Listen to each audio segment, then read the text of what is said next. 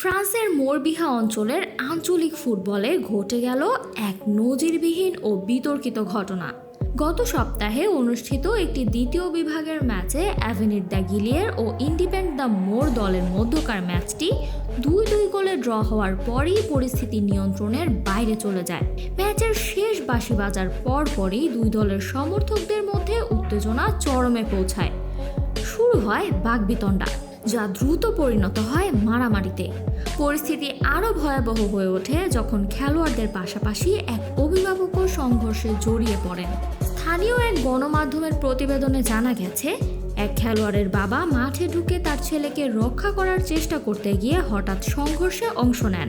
ঘটনাটি এতটাই তীব্র হয় যে মাঠে খেলোয়াড়দের মধ্যে কয়েকজন লাঠিও ব্যবহার করতে দেখা যায়। পরবর্তীতে রেফারি পরিস্থিতি নিয়ন্ত্রণ করতে ব্যর্থ হলে ন্যায় বিচার প্রতিষ্ঠার জন্য 27 জন খেলোয়াড়ের মধ্যে 24 জনকে লাল কার্ড দেখাতে বাধ্য হন তিনি।